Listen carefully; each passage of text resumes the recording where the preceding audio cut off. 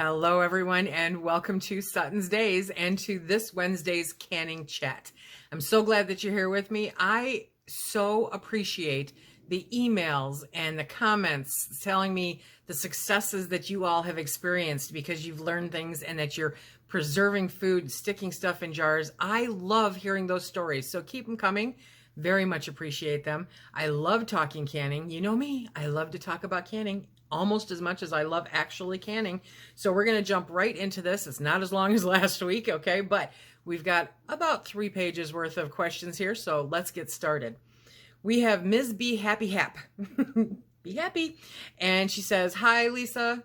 I properly pressure canned meat, turkey, ground turkey, ground beef, and chicken. Question, how long can I keep this meat before having to open it and use it?" Okay. My standard answer for this is, it's not a decoration. Use it. Can what you eat what you can, okay? And you can keep it on your shelves. They say for 18 months. That's their liability clause, right?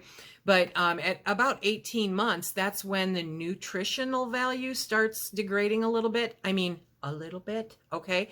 It is still perfectly safe to eat. I have stuff on my shelf that's more than 3 years old because that's the way I have it planned out, you know? So it's just, you want to eat it. You don't want to just look at it. So you're good for quite a while, but that's not the purpose. The purpose is to actually use it. And the more that you use it, the more you learn how to use it and the different things that you can use it for, because it can be used for so many things. So don't be afraid to use it. Get it up there. You got a good long while to make it happen. Okay. Joyce Dollar says, "Can you discuss the lid shortage of 1975? I was only a year old, so I don't remember, but really surprised to learn of a lid shortage really not so long ago. Same thing, new jars with lids, but no lids. Crazy how history repeats." It is. History repeats itself on a regular basis. And in 2020, the great lid shortage of 1975 resurfaced again in people's memories. Now, like you, I was just a wee little thing, so I was not aware of it, right? But I'm going to put a link to an article down below that will tell you a lot more about it, but I'm going to read an excerpt from it, and hopefully that entices you to go read the rest of the article. Pardon me. In the mid-1970s, economic recession drove many Americans to grow and preserve their own produce. In 1975, as many as 26 million American households canned food. When material shortages led to scarcity of canning equipment, demand spiked. Truly repeating itself, right? In his testimony, Hannah detailed that sales in the first quarter of 1973 were 166,000, but exploded to 5,750,000 in the first quarter of 1974. Ball Corporation and the other 2 manufacturers of canning equipment were unable to meet the demand, and consumers started to hoard the products, resulting in empty shelves nationwide. Totally repeated itself. Mama Gator says, "Love the canning chats." Me too, me too. "To clarify the interchangeability of lemon juice to citric acid, this is only so when the acidity is required for safety of canning, not for taste. Is that correct?" That's absolutely correct. It has nothing to do with taste.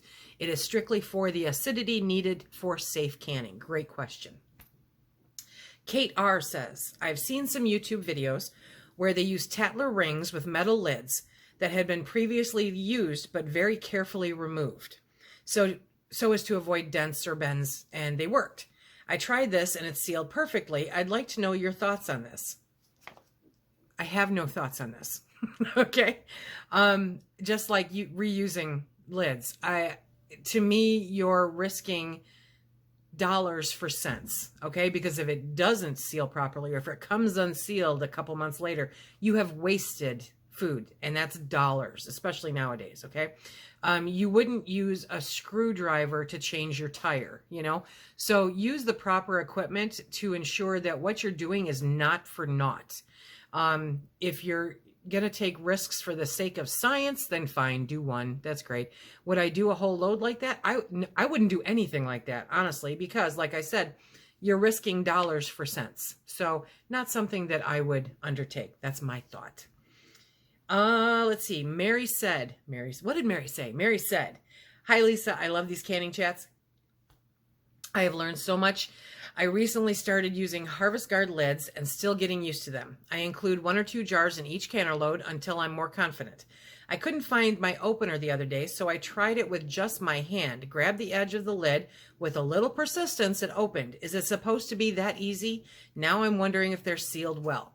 They're sealed. They're sealed. If you can pick them up by the lid and they don't come undone, they are sealed. Okay. I have opened metal lids with just my thumb, and I mean, it can be done. You know, it's not comfortable, but it can be done. So yeah, they're fine. They're fine. You're good. Keep doing it. The more you learn how to use them, the more comfortable you become with them, the better you are, because then you're not reliant on another canning shortage, you know? Let's see. Ms. Fiery Wood Sprite. Question. I have moved to the mountains of North Carolina. Elevation is about 1,700 feet. I know I need to pressure can at 15 psi. Where I am confused is I've been told to add additional time due to elevation. Do I need to add additional time for the elevation to either pressure can or water bath? No. Okay. In the National Center for Home Food Preservation, if you look at their charts, it will tell you the pressure and the time that you're supposed to use. And I have never seen the time increased. I could be wrong, okay? But off of memory, I've never seen the time increase, just the pressure. So you don't have to increase the time. You should be good. But definitely check out the National Center for Home Food Preservation. The link is down below, and verify that for your altitude. Great question. Linda Smith. One quick question regarding canning cooked turkey. Do you process it like it was raw? That is, pressure can for 75 minutes for pints, 90 for quarts. Let me know. Yes, you do.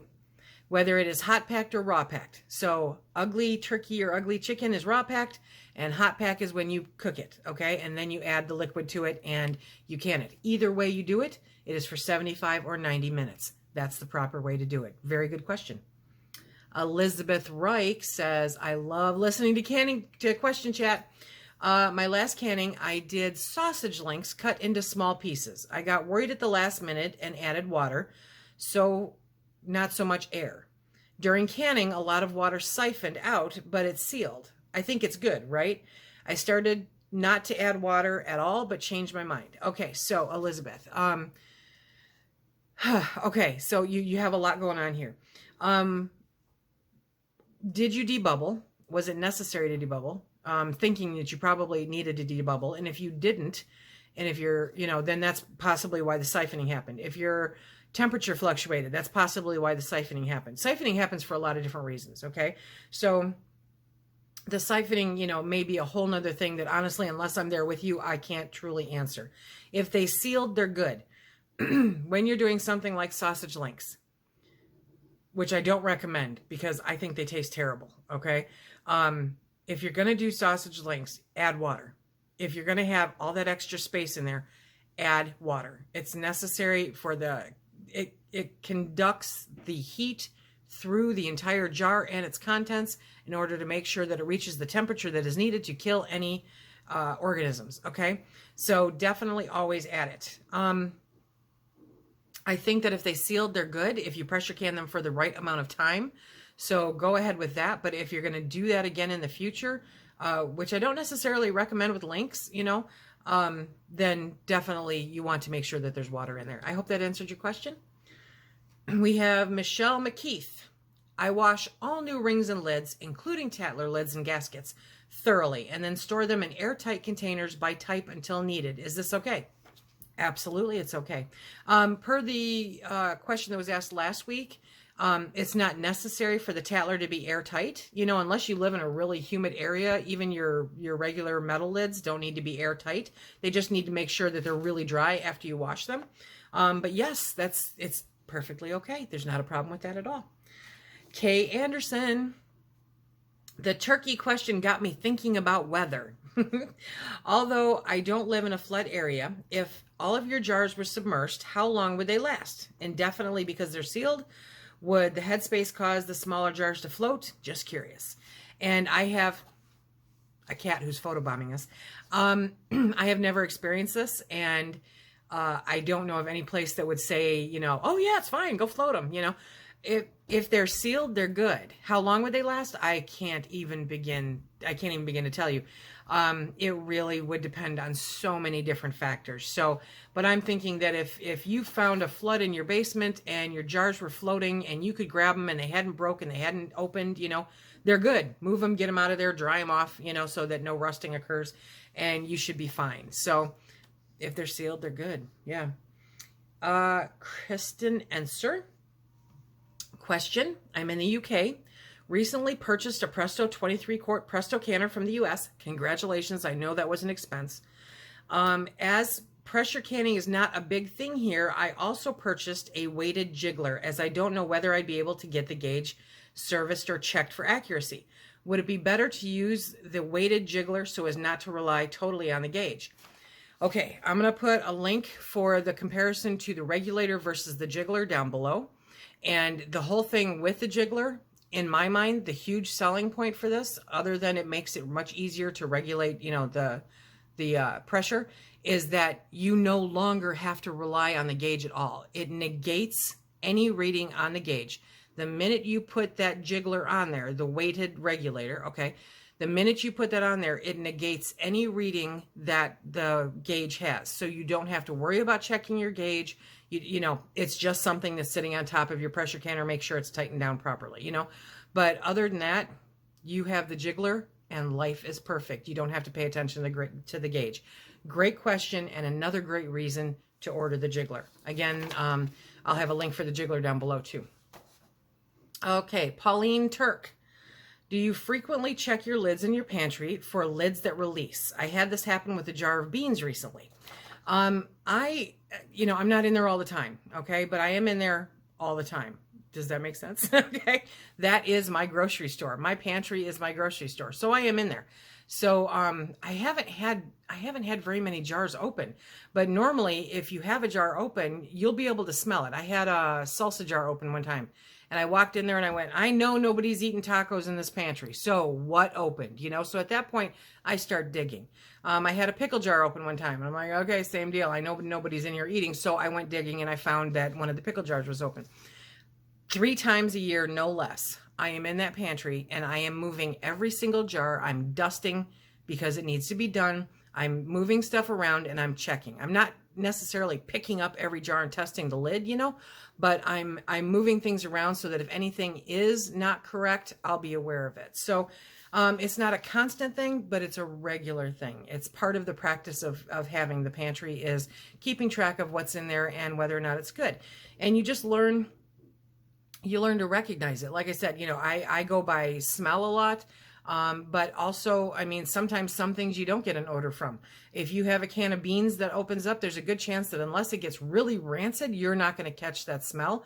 But you may notice some bugs floating around, okay? Because, wow, they found a food source.